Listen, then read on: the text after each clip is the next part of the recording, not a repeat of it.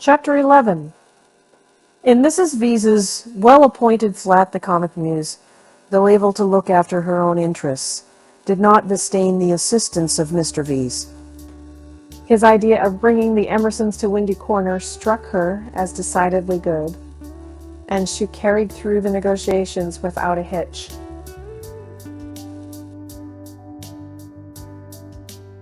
So Harry Otway signed the agreement, met Mr. Emerson, who was duly disillusioned. The Miss Allens were duly offended and wrote a dignified letter to Lucy, whom they held responsible for the failure. Mr. Beatty planned pleasant moments for the newcomers and told Mrs. Honeychurch that Freddie must call on them as soon as they arrived. Indeed, so ample was the muse's equipment that she permitted Mr. Harris, never a very robust criminal, to droop his head, to be forgotten, and to die. Lucy to descend from bright heaven to earth, where on narrow shadows, because there are hills. Lucy was at first plunged into despair, but settled after a little thought that it did not matter the very least. Now that she was engaged, the Emersons would scarcely insult her, and were welcome into the neighborhood.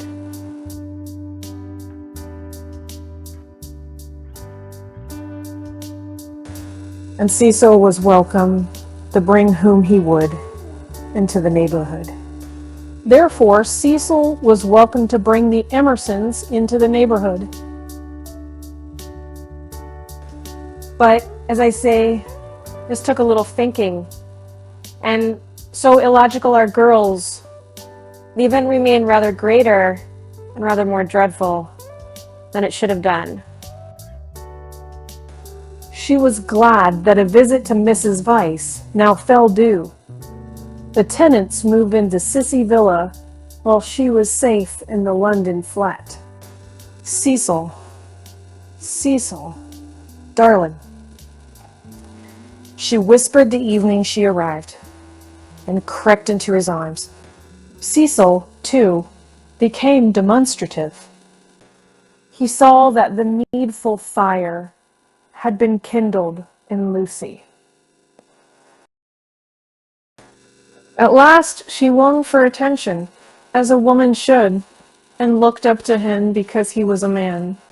"So you do love me, little thing?" He murmured, "Oh, Cecil, I do.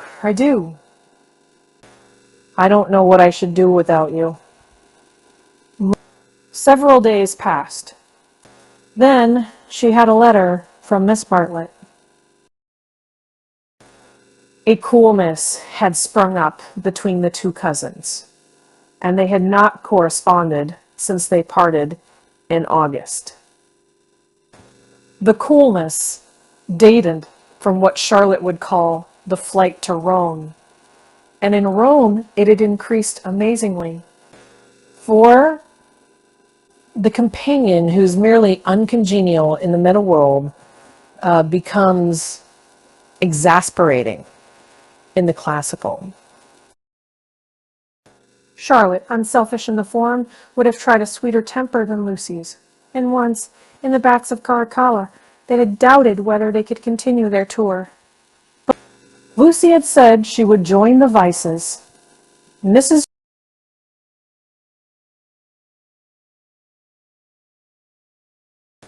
Vyse was an acquaintance of her mother, so there was no impropriety in the plan, and Miss Bartlett had replied that she was quite used to being abandoned suddenly.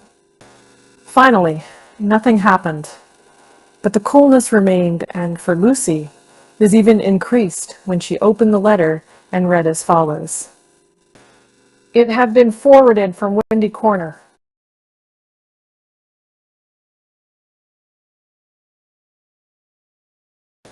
Tunbridge Wells, September. Dearest Lucia, I have news of you at last. Miss Lavish has been bicycling in your parts, but was not sure whether a call would be welcome. Puncturing her tire near Summer Street, and it being mended while she sat very woebegone in that pretty churchyard. She saw, to her astonishment, a door open opposite and a younger Emerson man come out. He said his father had just taken the house. He said he did not know that you lived in the neighborhood. You can... He never suggested giving Eleanor a cup of tea.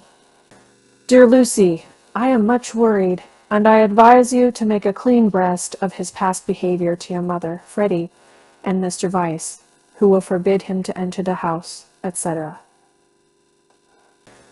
That was a great misfortune, and I dare say you have told them already. Mr. Vyse is so sensitive. I remember how I used to get on his nerves at Rome. I'm very sorry about it all, and should not feel easy unless I warned you.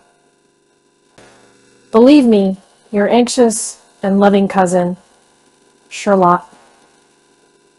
Lucy was much annoyed, and replied as follows. Each amp mansions, S.W. Dear Charlotte, many thanks for your warning. When Mr. Emerson forgot himself on the mountain, you made me promise not to tell Mother, because you said she would blame you for not being always with me. I have kept that promise, and cannot possibly tell her now. I have said both to her and Cecil that I met the Emersons at Florence, and that they are respectable people, which I do think. And the reason that he offered Miss Lavish no tea was probably that he had none himself. She should have tried at the rectory. I cannot begin making a fuss at this stage.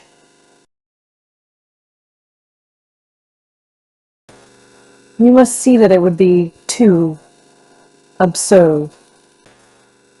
If the Emersons heard I had complained of them, they would think themselves of importance, which is exactly what they are not. I like the old father and look forward to seeing him again. As for the son, I'm sorry for him when we meet, rather than for myself. They are known to Cecil, who is very well and spoke of you the other day. We expect to be married in January.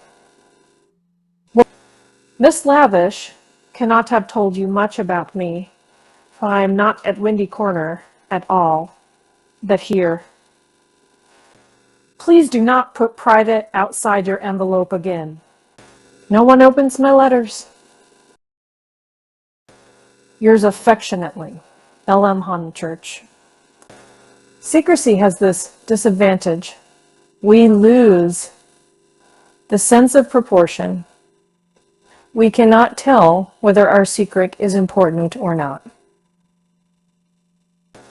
Were Lucy and her cousin closeted with a great thing which would destroy Cecil's life if he discovered it, or with a little thing which he would laugh at?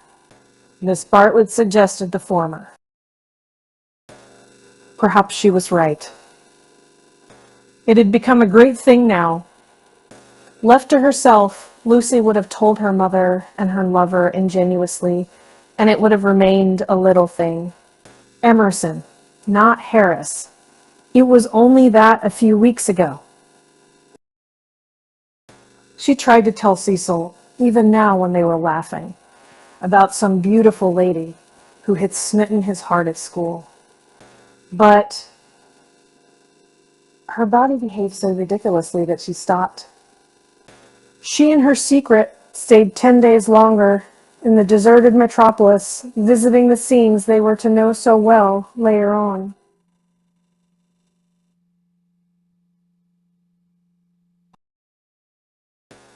It did her no harm, Cecil thought, to learn the framework of society, while society itself was absent on the Gulf, links, or the moors. The weather was cool, and it did her no harm. In spite of this season, Mrs. Weiss managed to scrape together a dinner party consisting entirely of the grandchildren of famous people. The food was poor, but the talk had a witty weariness that impressed the girl. One was tired of everything, it seemed. One launched into enthusiasms only to collapse gracefully and pick oneself up amid sympathetic laughter. In this atmosphere, the pension Bertolini and Rindy Corner appeared equally crude, and Lucy saw that her London career would estrange her a little from all that she had loved in the past. The grandchildren asked her to play the piano. She played Schumann, now some Beethoven called Cecil. When the querulous beauty of the music had died, she shook her head and played Schumann again. The melody rose unprofitably magical.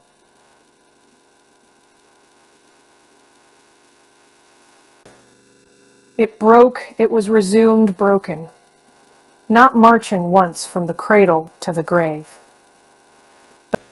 The sadness of the incomplete, the sadness that is often life, but should never be art, throbbed in its disjected phrases and made the nerves of the audience throb.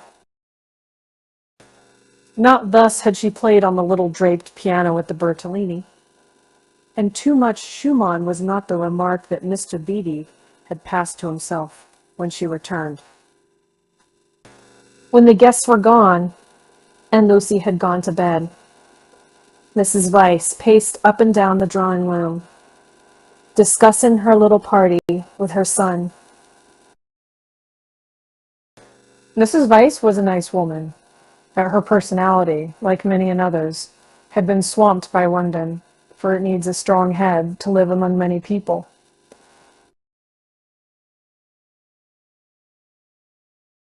The too vast orb of her fate had crushed her, and she had seen too many seasons, too many cities, too many men for her abilities, and even with Cecil she was mechanical and behaved as if he was not one's son, but, so to speak,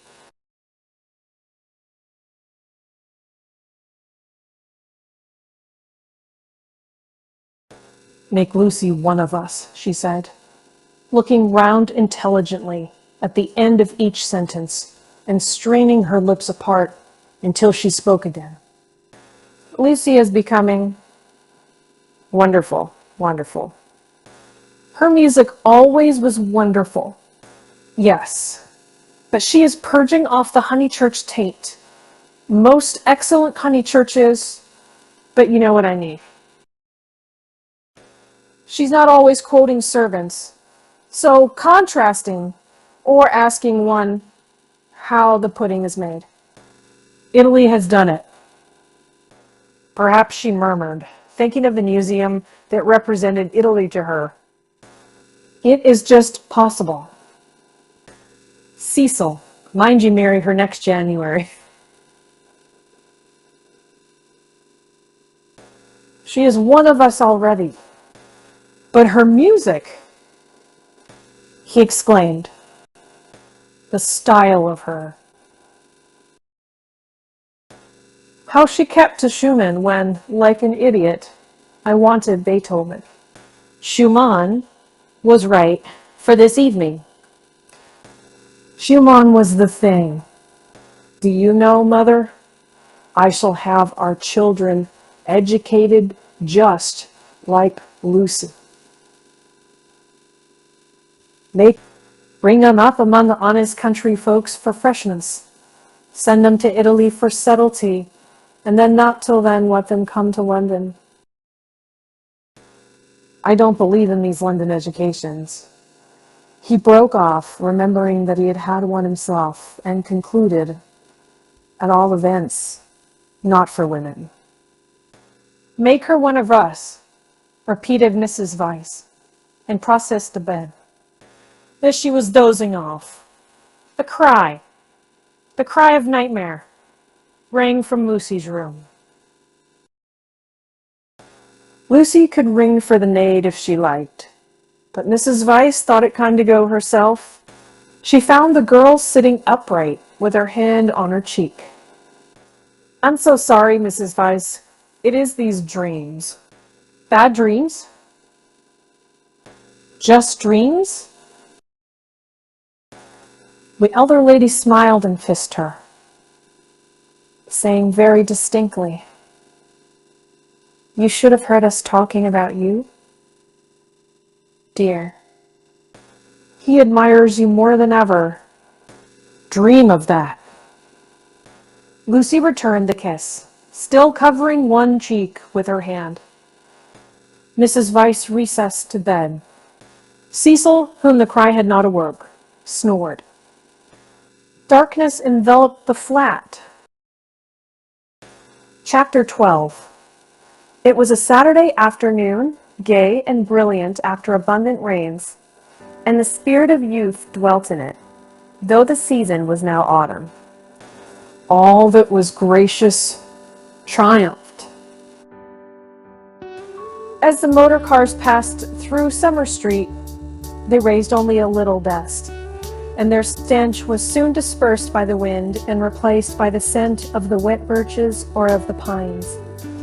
Mr. Beebe, at leisure for life's amenities, leant over his rectory gate. Freddie leant by him, smoking a pendant pipe. "Suppose we go and hinder those new people opposite. For a little. They might amuse you."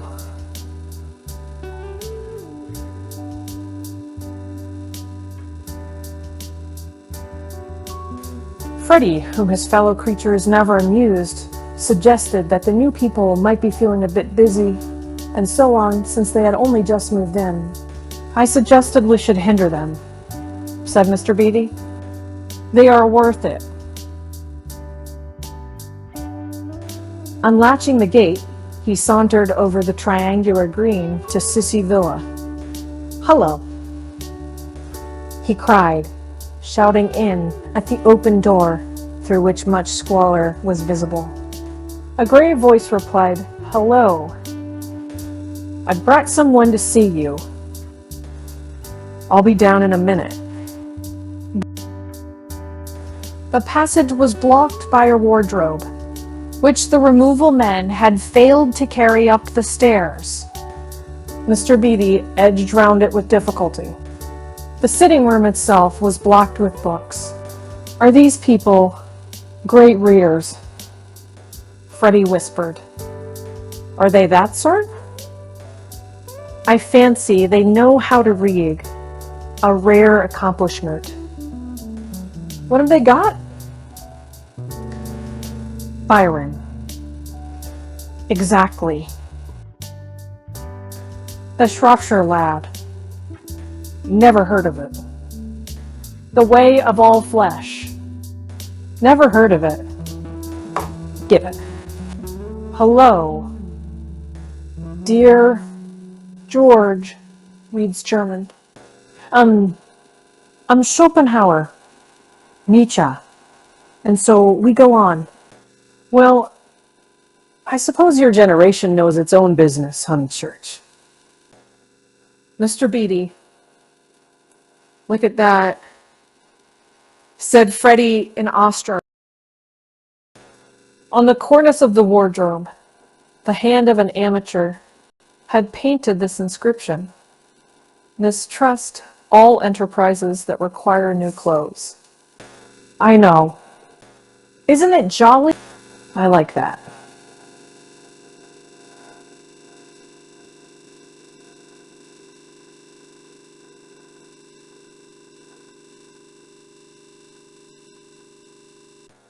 "I'm certain this the old man's doing." "How very odd of him." "Surely you agree." But Freddie was his mother's son, and felt that one ought not to go on spoiling the furniture. "Pictures." The clergyman continued scrambling about the room. "Giotto, they got that. at Florence, I'll be bound. The same as Lucy's got. Oh, by the by, did Miss Honeychurch enjoy London? She came back yesterday. I suppose she had a good time. Yes, very, said Freddie, taking up a book. She and Cecil are thicker than ever. That's good hearing. I wish I wasn't such a fool, Mr. Beebe. Mr. Beebe ignored the remark. Lucy used to be nearly as stupid as I am, but it'll be very different now, Mother thinks. She will read all kinds of books. So will you. Only medical books, not books that you can talk about afterwards. Cecil is teaching Lucy Italian, and he says her playing is wonderful. There are all kinds of things in it that we have never noticed. Cecil says, what on earth are those people doing upstairs? Emerson. We think will come another time. George ran downstairs and pushed into the room without speaking. Let me introduce Mr. Honeychurch, a neighbor.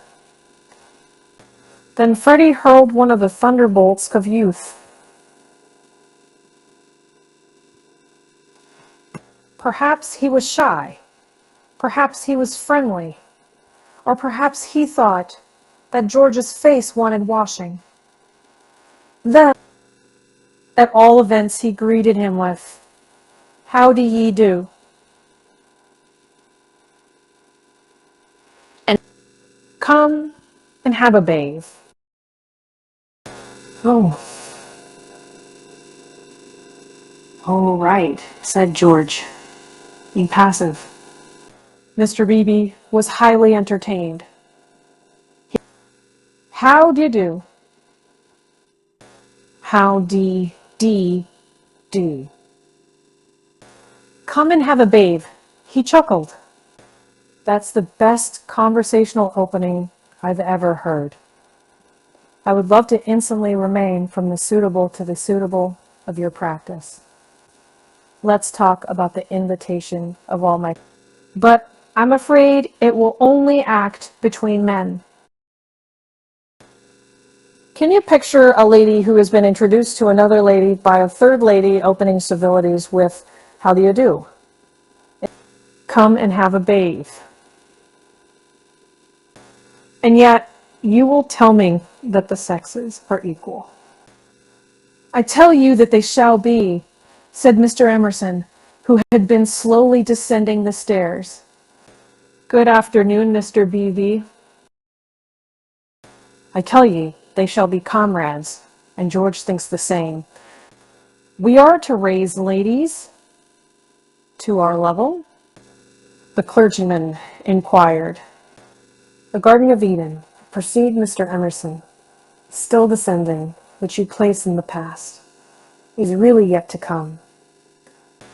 We shall enter it when we no longer despise our bodies. Mr. Beebe disclaimed placing the Garden of Eden anywhere. In this, not in other things, we men are ahead. We despise the body less than women do. But not until we are comrades shall we enter the garden. I say, what about this bathe? Murmured Freddie, appalled at the mass of philosophy that was approaching him. I believed in a return to nature once. But how can we return to nature when we have never been with her? Today, I believe that we must discover nature. After many conquests, we shall attain simplicity. It is our heritage. Let me introduce Mr. Honeychurch, whose sister, you will remember, at Florence, How do you do? Very glad to see you, and that you are taking George for a bathe. Very glad to hear that your sister is going to marry. Marriage is a duty. I'm sure that she will be happy, for we know Mr. Weiss, too. He's been most kind. He met us by chance in the National Gallery and arranged everything about this delightful house. Though I hope I have not vexed Sir Harry Otway.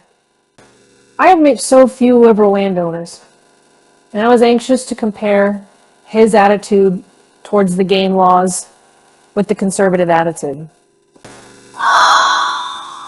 This wind. You do well to bathe. Yours is a glorious country, Honeychurch. Not a bit, mumbled Freddie. I must, that is to say, I have to have the pleasure of calling on you later on. My mother says I hope. Call, my lad. Who taught us that drawing room twaddle? Call on your grandmother. Listen to the wind among the pines. Yours is a glorious country. Mr. Beebe came to the rescue. Mr. Emerson, he will call, I shall call. You or your son will return our calls before 10 days have elapsed. And trust that you have realized about the 10 days interval. It does not count that I helped you with the steroids yesterday.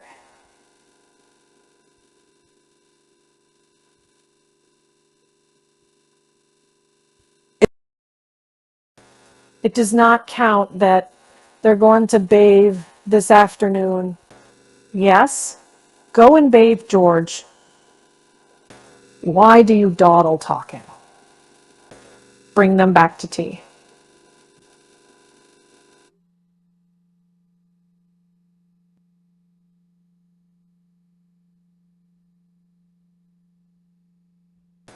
Bring back some milk, cakes, honey. But change will do you good. George has been working very hard at his office. I can't believe he's well. George bowed his head, dusty and somber, exhaling the peculiar smell of one who has handled furniture. Do you really want this bay? Freddie asked him. It is only a pond, don't you know?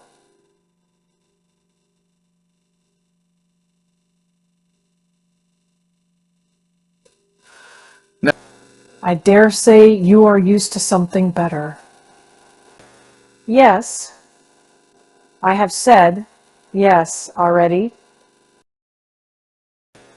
Mr. Beebe felt bound to assist his young friend, and led the way out of the house and into the pine woods. How glorious it was! For a little time, the voice of old Mr. Emerson pursued them, dispensing good wishes and philosophy. It ceased, and they only heard the fair wind blowing the bracken and the trees. Mr. Beebe, who could be silent, but we could not bear silence, is compelled to chatter, since the expedition looked like a failure, and neither of his companions would utter a word. He spoke of Florence. George attended gravely, assenting or dissenting, with slight but determined gestures that were as inexplicable as the motions of the treetops above their heads. And what a coincidence that you should meet Mr. Weiss. Did you realize that you would find all the pension Bertolini down here? I did not. Miss Lavish told me, when I was a young man, I always meant to write a history of coincidence. No enthusiasm. Though, as a matter of fact, coincidences are much rarer than we suppose. For example, it isn't purely coincidentally that you are here now when one comes to reflect. To his relief, George began to talk. It is. I have reflected. It is fate. Everything is fate. We are flung together by fate, drawn apart by fate.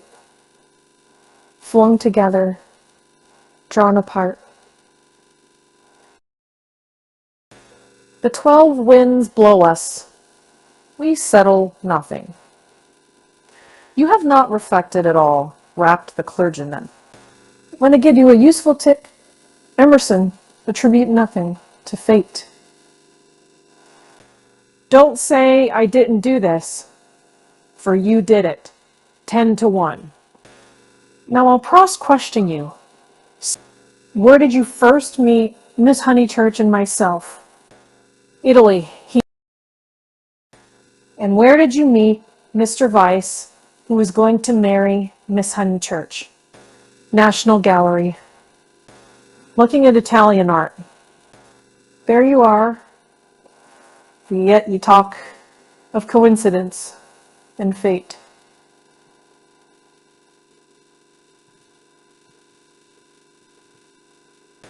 You naturally seek out things Italian, and so do we in our friends. This narrows the field immeasurably. We meet again in it. It is fate that I am here, persisted George. But you can call it Italy, if it makes you less unhappy. Mr. Beebe slid away from such heavy treatment of the subject. But he was infinitely tolerant of the young and had no desire to snub George. And so for this, and for other reasons, my history of coincidence is still to write. Silence. Wishing to round off the episode, he added, "We are all so glad that you have come." Silence. Here we are. Called Freddie. Oh, good, exclaimed Mr. Beebe, mopping his brow. There's the pond. I wish it was bigger, he added apologetically. They climbed down a slippery bank of pine needles. There lay the pond, set in its little alp of green. Only a pond, but large enough to contain the human body and pure enough to reflect the sky. On account of the rains, the waters had flooded the surrounding grass, which showed like a beautiful emerald path, tempting these feet towards the central pool. It's distinctly successful, as ponds go, said Mr. Beebe. No apologies are necessary for the pond. George sat down where the ground was dry and drearily unlaced his boots. Aren't those masses of willow herb splendid? I love willow herb in seed. What's the name of this aromatic plant? No one knew or seemed to care. These abrupt changes of vegetation, this little spongeous tract of water plants, and on either side of it, all the growths are tough or brittle. Heather, bracken, hurts, pines. Very charming. Very charming.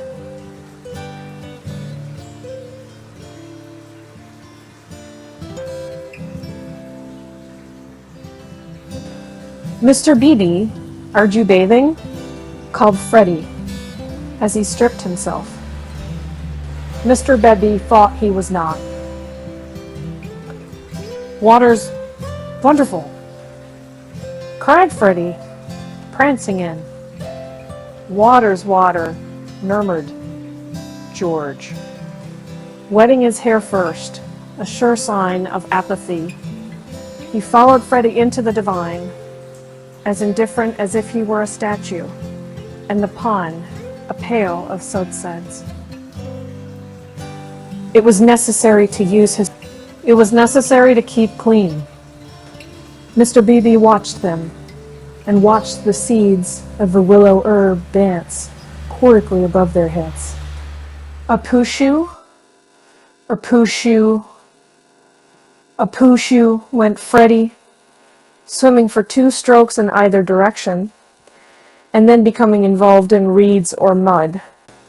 Is it worth it? Asked the other, Michelangelesque on the flooded margin. The bank broke away, and he fell into the pool before he had weighed the question properly. He, poof, have swallowed a pollywog. Mr. Beebe. Water's wonderful. Water's simply rippin'. This water's not so bad, said George, reappearing from his plunge, and sputtering at the sun.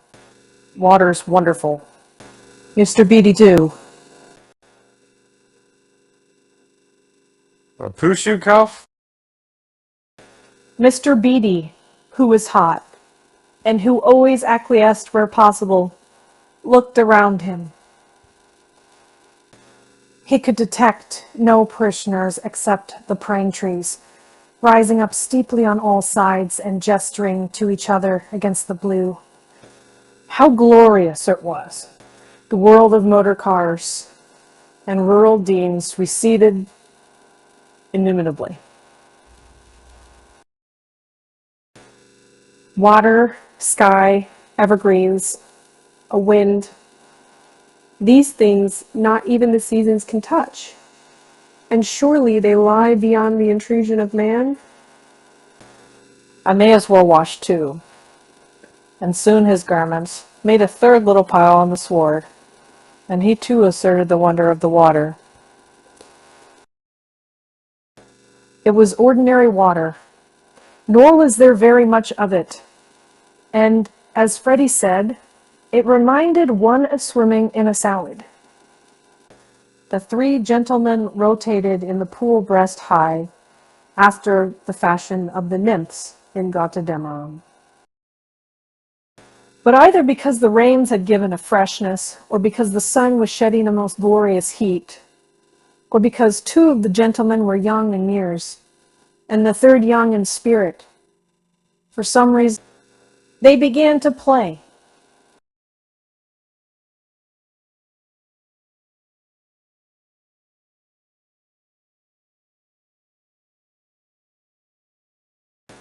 Mr. Beebe and Freddie splashed each other.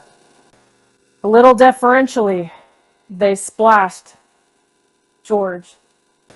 He was quiet. They feared they had offended him. Then all the forces of youth burst out.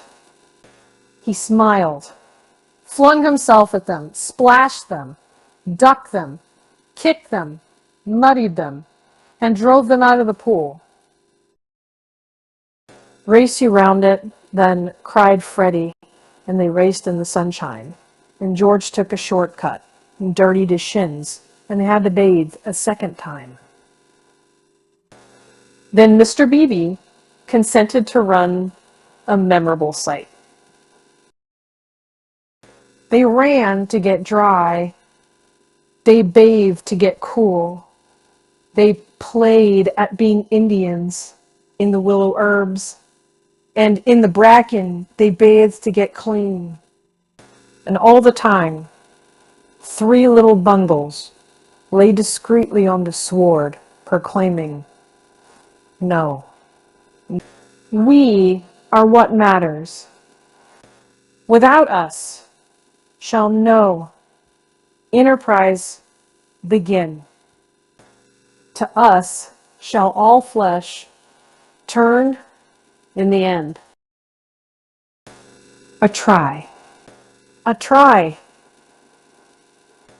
yelled Freddie, snatching up George's bundle and placing it beside an imaginary goal post. Soccer rules, George retorted, scattering Freddie's bundle with a kick. Go! Go! Pass? Take care, my watch, cried Mr. Beebe. Clothes flew in all directions. Take care, my hat. No, that's enough, Freddie.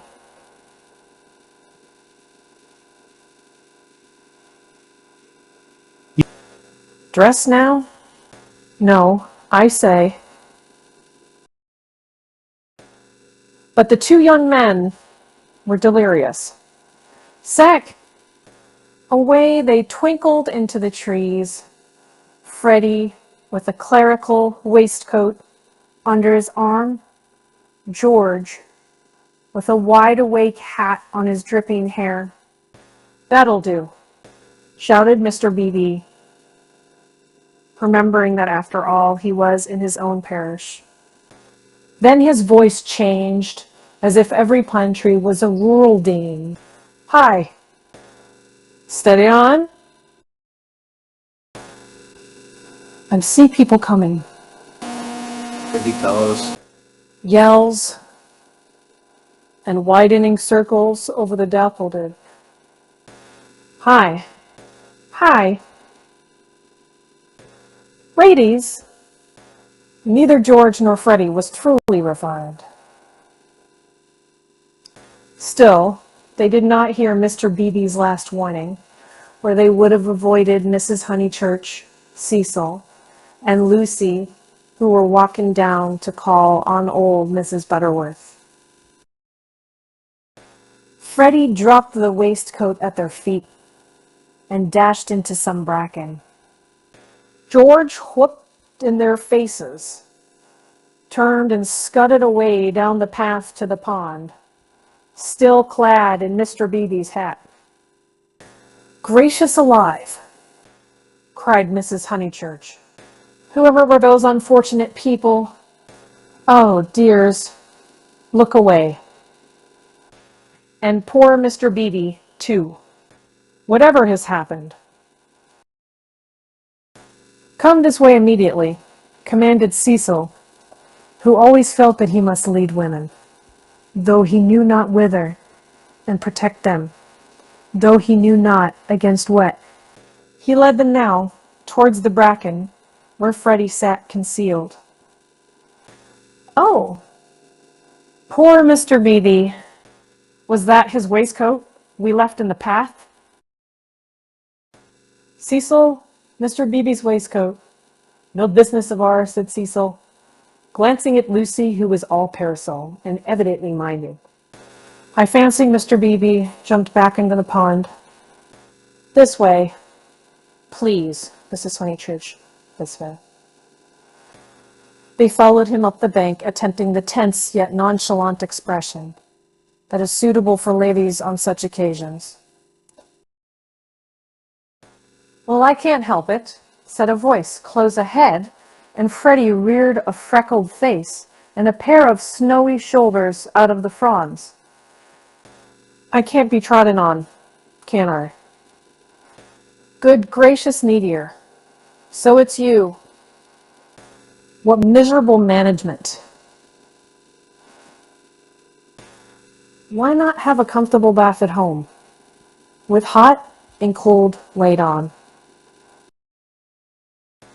Look here, mother, a fellow must wash, and a fellow's got to dry. And if another fellow, dear, no doubt you're right as usual, but you are in no position to argue. Come, Lucy. They turned. Oh. Look. Don't look. Oh, poor Mr. Beebe. How unfortunate again, for Mr. Beebe was just crawling out of the pond, on whose surface garments of an intimate nature did float, while George, the world-weary George, shouted to Freddie that he had hooked a fish. "And me, I've swallowed one," answered he of the bracken. "I've swallowed a pollywog. It's wriggled in my tummy.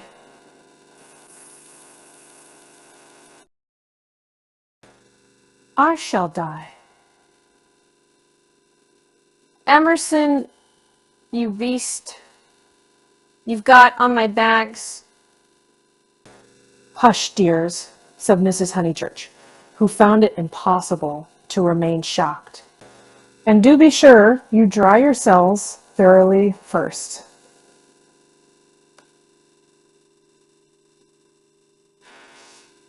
All these colds come of not drying thoroughly. "Mother, do come away," said Lucy. "Oh, for goodness sake, do come." "Hello!" cried George, so that again the lady stopped. He regarded himself as dressed. Barefoot, bare-chested, radiant, and personable against the shadowy woods, he called, "Hello, Miss Honeychurch." "Hello." "Oh, Lucy, Bennabelle, whoever is it, I shall bow." Miss Honeychurch bowed. That evening and all that night, the water ran away. On the morrow, the pool had shrunk to its old size and lost its glory.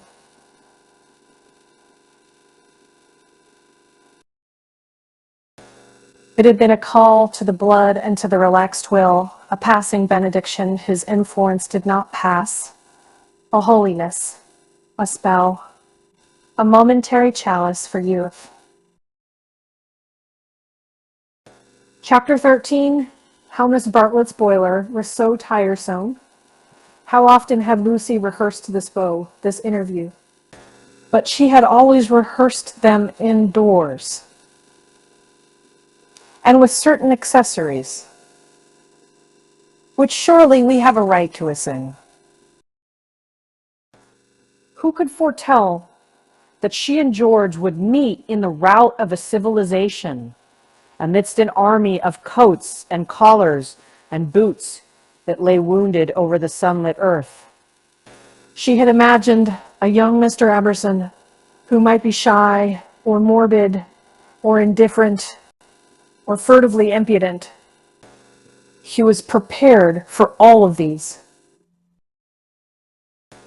But she had never imagined one who would be happy and greet her with the shout of the morning star. Indoors herself, partaking of tea with old Mrs. Butterworth, she reflected that it is impossible to foretell the future with any degree of accuracy, that it is impossible to rehearse life. A fault in the scenery, a face in the audience, an eruption of the audience onto the stage, and all our carefully planned gestures mean nothing, or mean too much. "I will bow," she had thought. "I will not shake hands with him. That will be just the proper thing." She had bowed, but to whom? To gods, to heroes, to the nonsense of school. Girls. She had bowed across the rubbish that covers the world. So ran her thoughts while her faculties were busy with Cecil.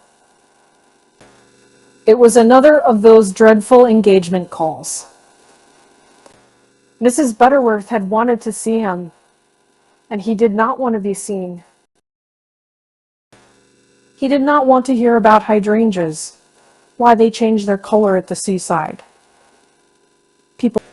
He did not want to join the CLS when cross. He was always elaborate and made long, clever answers where yes or no would have done. Lucy soothed him and tinkered at the conversation in a way that promised well for their married peace. No one is perfect, and surely it is wiser to discover the imperfections before wedlock. Miss Bartlett, indeed, though not in word, had taught the girl that this, our life, contains nothing satisfactory. Lucy, though she disliked the teacher, regarded the teaching as profound and applied it to her lover. "Lucy," said her mother when they got home, "is anything the matter with Cecil?" The question was ominous.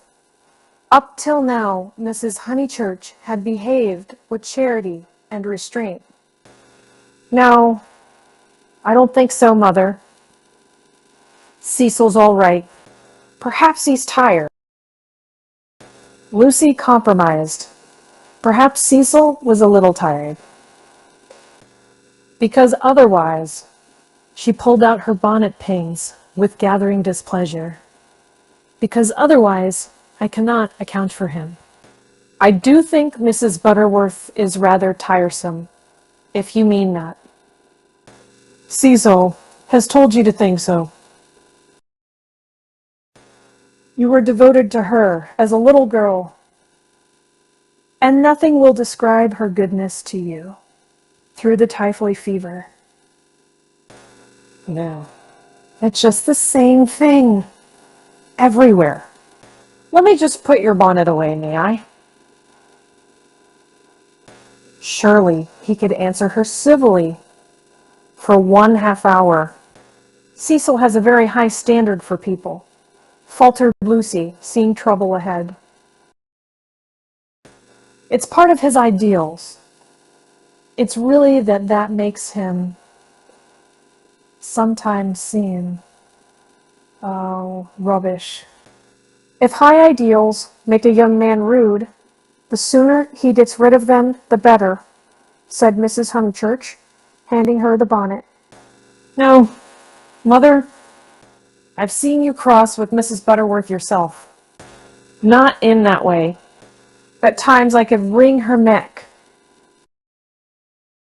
But not in that way. No. It's the same with Cecil, all over.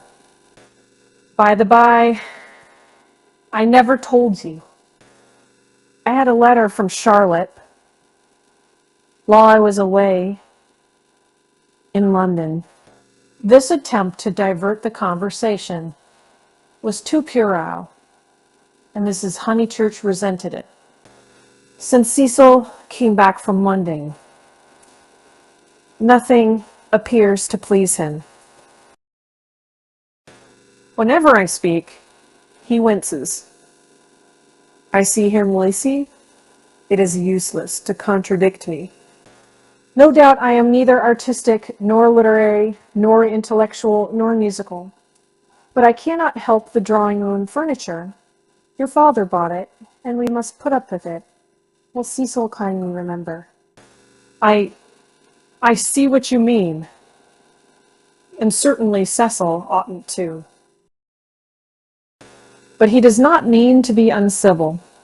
He once explained it is the things that upset him. He is easily upset by ugly things. He is not uncivil to people. Is it a thing or a person when Freddie sings? You can't expect a really musical person to enjoy comic songs as we do. Then why didn't he leave the room? Why sit wriggling and sneering and spoiling everyone's pleasure? We mustn't be unjust to people, faltered Lucy. Something had enfeebled her, and the case for Cecil, which he had mastered so perfectly in London, would not come forth in an effective form. The two civilizations had clashed. Cecil hinted that they might, and she was dazzled and bewildered, as though the radiance that lies behind all civilization had blinded her eyes. Good taste and bad taste were only catchwords, garments of diverse cut, and music itself dissolved to a whisper through pine trees, where the song is not distinguishable from the conic song.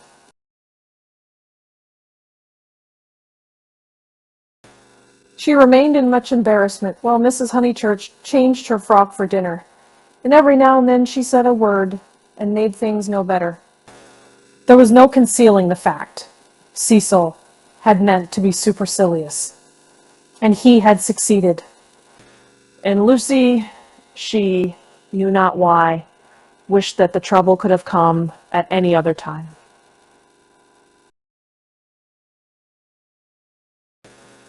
Go and dress, dear. You'll be late. All right, Mother. Don't say. All right. And stop. Go. She obeyed, but loitered disconsolately at the landing window.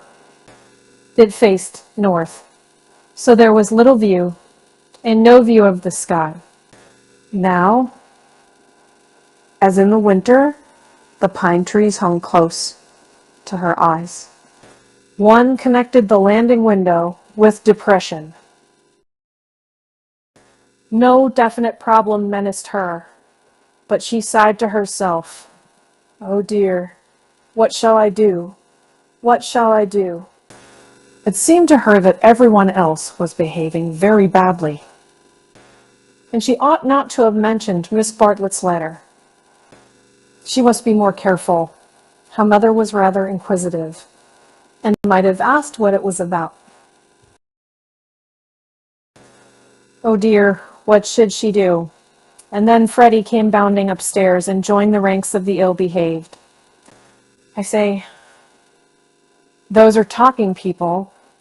My dear baby, how tiresome you've been. You have no business to take them bathing in the sacred lake. It's much too public. It was all right for you, but most awkward for everyone else. Do be more careful. You forget the place is growing half suburban. I say, is anything on tomorrow week? Not that I know of. Then, I want to ask the Emersons up to Sunday tennis. Oh, I wouldn't do that, Freddie. I wouldn't do that with all this muddle. What's wrong with the court? They won't mind a bump or two, and I've ordered new balls. I meant it's better not. I really need it.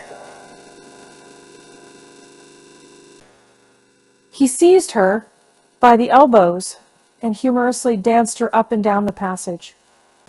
She pretended not to mind, but she could have screamed with temper. Cecil glanced at them as he proceeded to his toilet, and they impeded Mary with her brood of hot water cans. Then Mrs. Honeychurch opened her door and said, "Lucy, what a noise you're making. I have something to say to you. Did you say you had had a letter from Charlotte?" And Freddie ran away. "Yes. I really can't stop. I must dress too." "How, Charlotte?" "All right. Lucy!" The unfortunate girl returned. "You've a bad habit of hurrying away in the middle of one's sentences." "Did Charlotte mention her boiler?" "Her what?" "Don't you remember that her boiler was to be had out in October, and her bath cistern cleaned out, and all kinds of terrible to-doings?"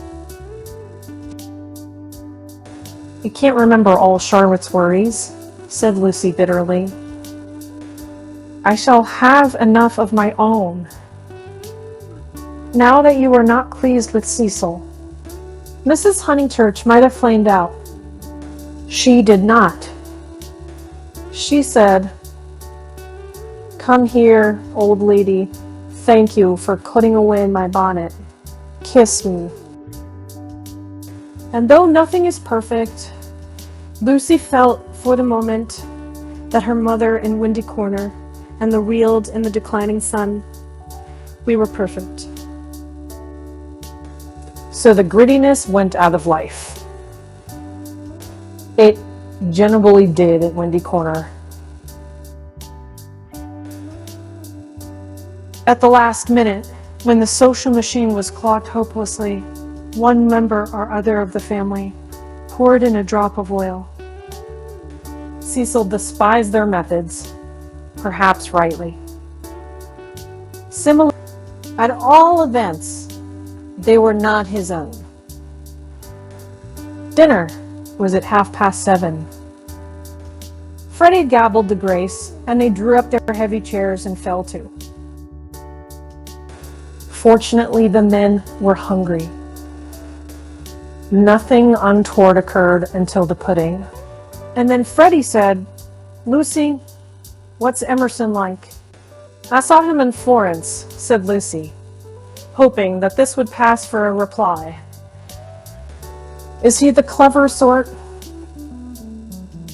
Or is he a decent chap?" "Ask Cecil. It is Cecil who brought him here." "He's the clever sort, like myself," said Cecil. Freddie looked at him doubtfully. "How well did you know them at the Bertolini?" "Ask Mrs. Honeychurch." "Oh, very slightly. I mean, Charlotte knew them even less than I did." "Oh, that reminds me. You never told me what Charlotte said in her letter." "One thing and another," said Lucy, wondering whether she would get through the meal without a lie. "Among other things, that an awful friend of hers had been bicycling through Summer Street, wondered if she'd come up and see us, and mercifully didn't." "Lucy, I do call the way you talk unkind." "She was a novelist," said Lucy, craftily. The remark was a happy one, for nothing roused Mrs. Honeychurch so much as literature in the hands of females. She would abandon every topic to inveigh against those women who, instead of minding their houses and their children, seek notoriety by print. Her attitude was, if books must be written, let them be written by men, and she developed it at great length while Cecil yawned and Lucy spoke of them. It's not hard sist.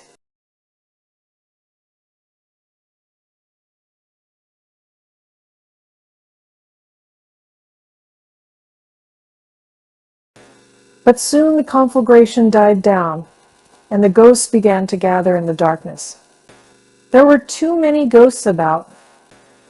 The original ghost, that touch of lips on her cheek, had surely been laid long ago.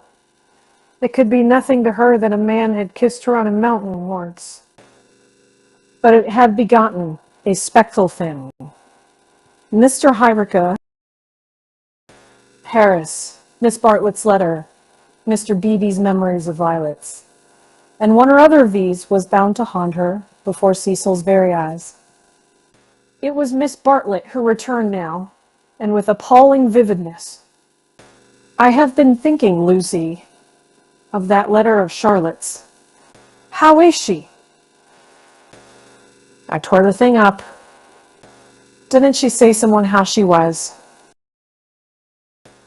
"How does she sound?" "Cheerful?"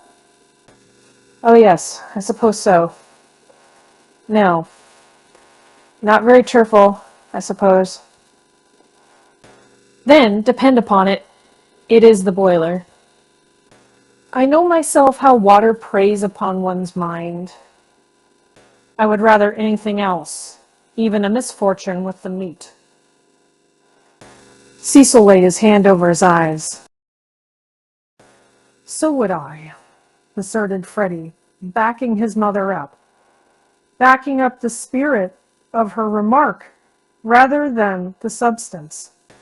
And I've been thinking, she added rather nervously, surely we could squeeze Charlotte in here next week and give her a nice holiday while the plumbers at Tunbridge Wells finish.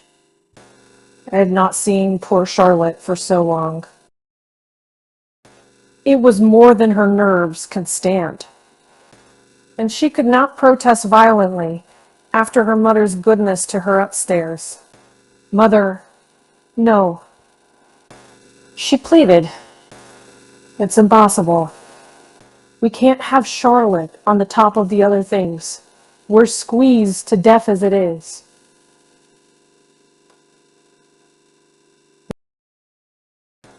Freddie's got a friend coming Tuesday. There's Cecil, and you've promised to take in Minnie Vivi because of the diphtheria scare. It simply can't be done. Nonsense. It can, if Minnie sleeps in the bath. Not otherwise. Minnie can sleep with you. I won't have her. Then, if you're so selfish, Mr. Floyd must share a room with Freddie. Miss Bartlett, Miss Bartlett, Miss Bartlett, moaned Cecil, again laying his hand over his eyes. It's impossible, repeated Lucy. I don't want to make difficulties, but it really isn't fair on the maids to fill up the house. So, alas.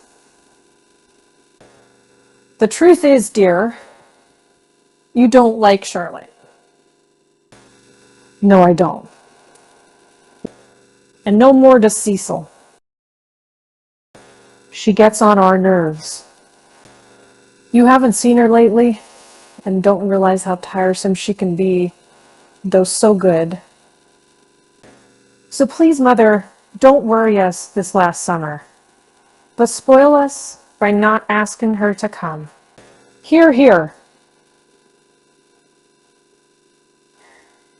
said Cecil. Mrs. Honeychurch, with more gravity than usual, and with more feeling than she usually permitted herself, replied, This isn't very kind of you two. You have each other and all these woods to walk in, so full of beautiful things. And poor Charlotte has only the water turned off and plumbers. You are young dears, and however clever young people are, and however many books they read, they will never guess what it feels like to grow old. Cecil crumbled his bread. I must say Cousin Charlotte was very kind to me that year I called on my bike. Couldn't Freddie? She thanked me for coming till I felt like such a fool, and fussed round no end to get an egg boiled for my tea just right. I know, dear. She is kind to everyone, and yet Lucy makes this difficulty when we try to give her some little return. But Lucy hardened her heart. It was no good being kind to Miss Bartlett. She had tried herself too often and too recently. One might lay up treasure in heaven by the attempt, but one enriched neither Miss Bartlett nor anyone else upon earth. She was reduced to saying, I can't help it, Mother. I don't like Charlotte. I admit it's horrid of me. From your own account, you told her as much. Well, she would leave Florence so stupidly.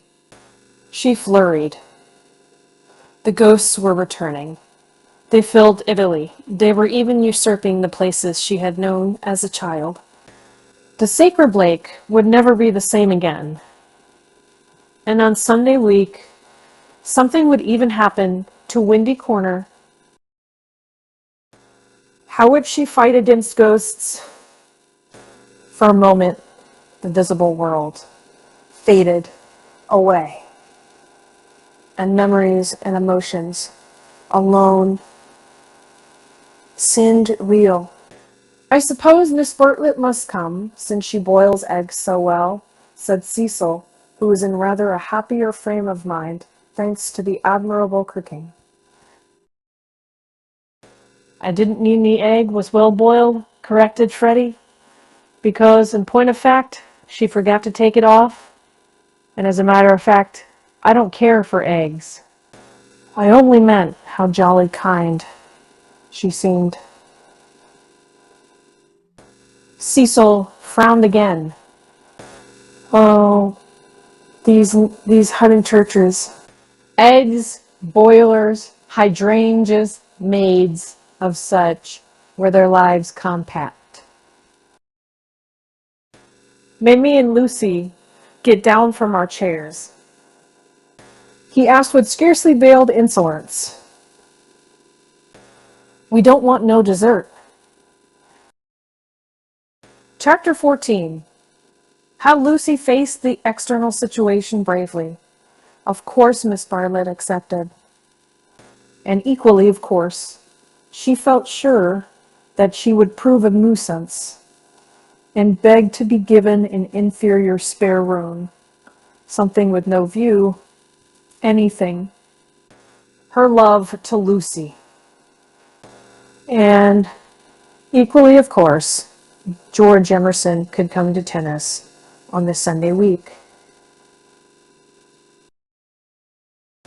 Lucy faced the situation bravely, though. Like most of us, she only faced the situation that encompassed her. She never gazed inwards. If at times strange images rose from the depths, she put them down to nerves. When Cecil brought the Emersons to Summer Street, it had upset her nerves. Charlotte would burnish up past foolishness, and this might upset her nerves.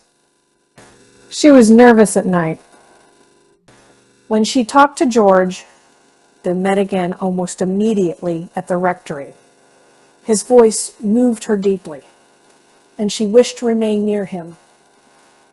How dreadful if she really wished to remain near him.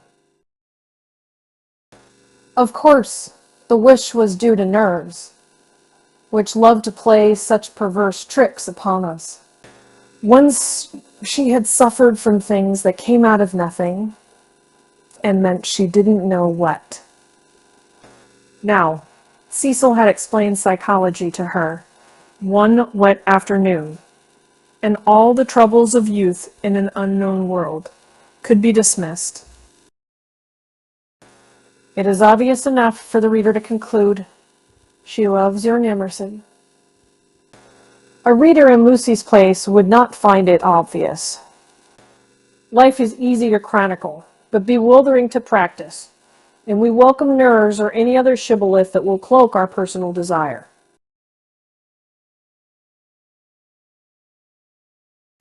She loved Cecil. George made her nervous, while the reader explained to her that the phrases should have been reversed. But the external situation, she will face that bravely. The meeting at the rectory had passed off well enough. Standing between Mr. Bebe and Cecil, she had made a few tempered allusions to Italy, and George had replied. She was anxious to show that she was not shy, and was glad that he did not seem shy either. A nice fellow, said Mr. Beebe afterwards. He will work off his crudities in time.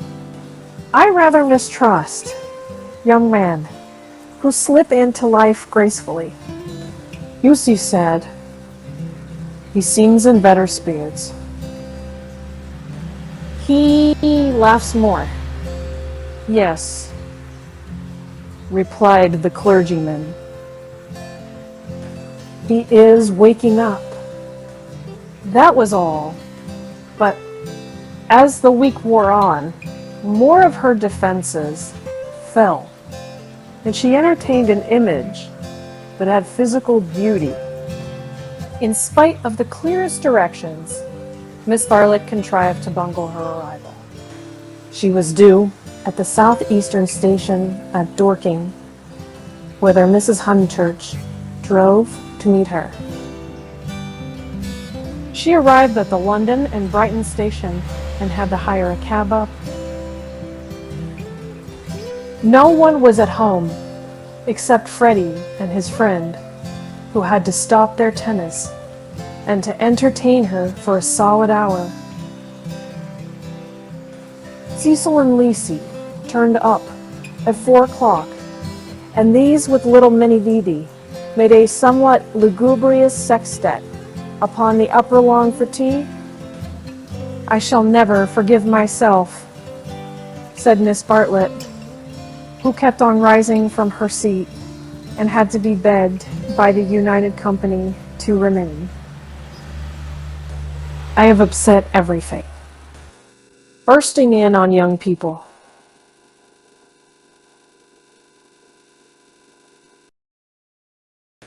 But I insist on paying for my cab up. Grant, that at any rate. Our visitors never do such dreadful things, said Lucy, while her brother, in whose memory the boiled egg had already grown unsubstantial, exclaimed in irritable tones, just what I'd been trying to convince Cousin Charlotte of Lucy for the last half hour.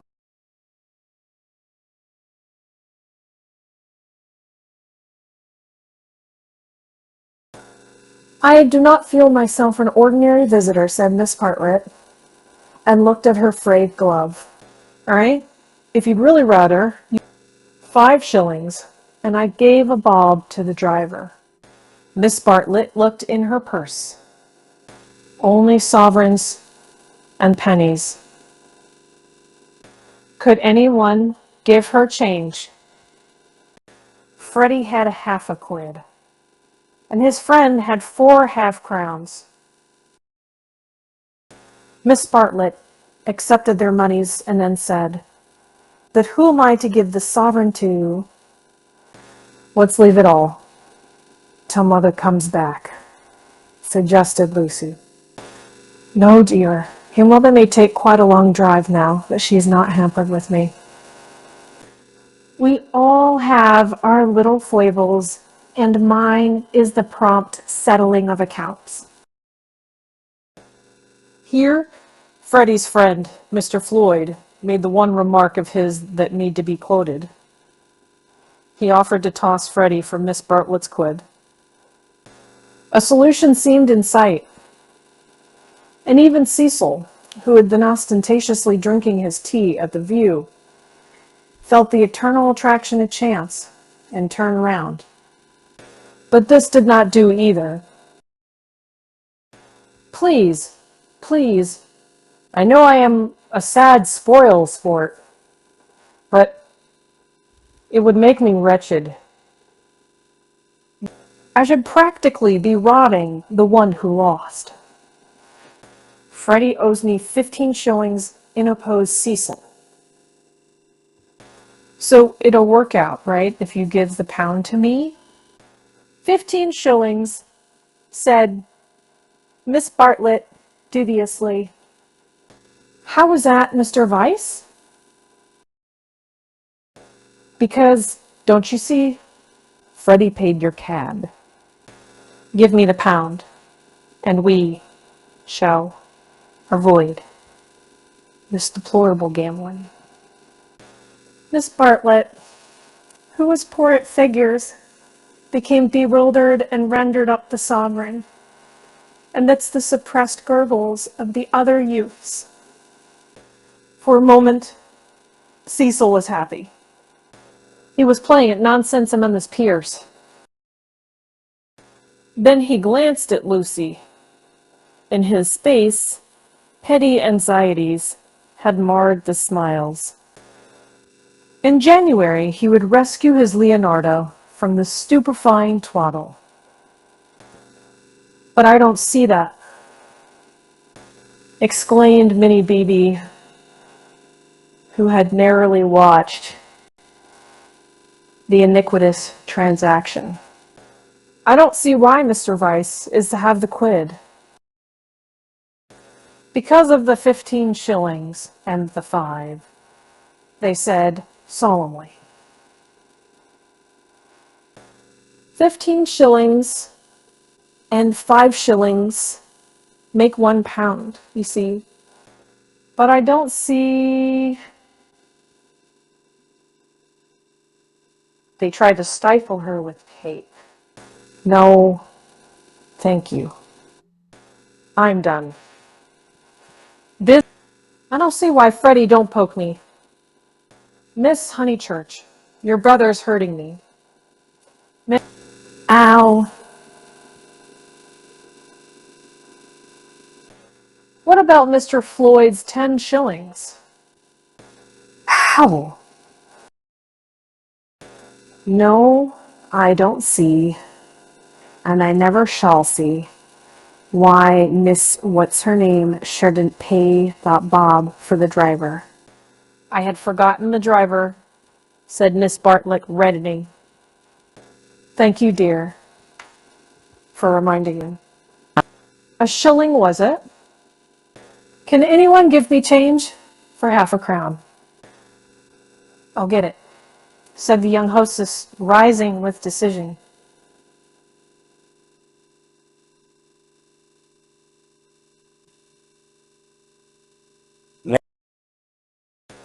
Cecil, give me that sovereign.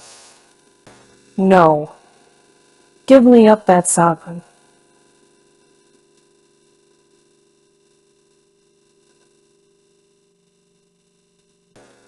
I'll get Euphemia to change it, and we'll start the whole thing again from the beginning. Lucy, what a nuisance I am. Lucy, protested Miss Bartlett, and followed her across the lawn. Lucy tripped ahead, simulating hilarity. When they were out of earshot, Miss Bartlett stopped her wails and said quite briskly, "Have you told him about him yet?" "No, I haven't," replied Lucy, and then could have bitten her tongue for understanding so quickly what her cousin meant. "Let me see. A sovereign's worth of silver." She escaped into the kitchen. Miss Bartlett's sudden transitions were too uncanny. It sometimes seemed as if she planned every word she spoke or caused to be spoken. As if all this worry about cabs and change had been a ruse to surprise the soul. "No, I haven't told Cecil or anyone," she remarked when she returned. "I promised you I shouldn't."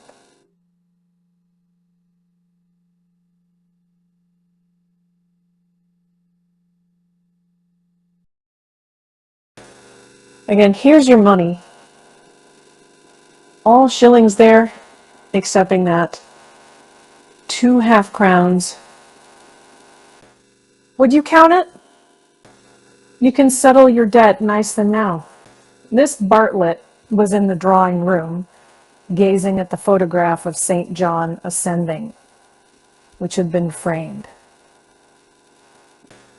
"How dreadful," she murmured. "How more than dreadful, if Mr. Vyses should come to hear of it from some other source." "Oh no, Charlotte," said the girl, entering the battle. "George Emerson is all right, and what other source is there?" Miss Bartlett considered. "For instance, the driver. I saw him looking through the bushes at you. Remember, he had a violet between his teeth." Lucy shuddered a little. We shall get the silly affair on our nerves if we aren't even careful. What happened? Being well. Living into that knee then. It was light problem underneath. It was everything with a whore. We must think of every possibility. Oh, it's all right. Crowd. Or perhaps old Mr. Emerson knows. In fact, he is certain to know. I don't care if he does. I was grateful to you for your letter, that even if the news does get round, I think I can trust Cecil to laugh at it. To contradict it? No, to laugh at it. But she knew in her heart that she could not trust him, for he desired her untouched. Very well, dear, you know best. Perhaps gentlemen are different to what they were when I was young. Ladies are certainly different. Now, Charlotte, she struck at her playfully. Ye kind anxious thing. What would you have me do? First you say, don't tell anyway, and then you say, tell. Which is it to be? Quick, leave. Miss Bartlett sighed. I am no match for you in conversation, dearest. I blush when I think how I interfered at Florence and you, so well able to look after yourself, and so much cleverer in all ways than I am. You will never forgive me. Shall we go out then? They will smash all the china if we don't. For the air rang with the shrieks of Minnie, who was being scalped with a teaspoon. Dear, one moment. We may not have this chance for a chat again. Have you seen the young one yet? Yes, I have. What happened? We met at the rectory. What line is he taking up? No line. He talked about Italy, like any other person. It's really all right. What advantage would he get from being a cad, to put it bluntly? I do wish I could make you see it my way. He really won't be any nuisance, Charlotte. Once a cad, always a cad. That is my poor opinion. Lucy paused. Cecil said one day, and I thought it so profound, that there are two kinds of cads, the conscious and the subconscious. She paused again, to be sure of doing justice to Cecil's profundity. Through the window, she saw Cecil himself, turning over the pages of a novel. It was a new one from Smith's Library. Her mother must have returned from the station. Once a cad, always a cad, droned Miss Bartlett. What I mean by subconscious is that Emerson lost his head.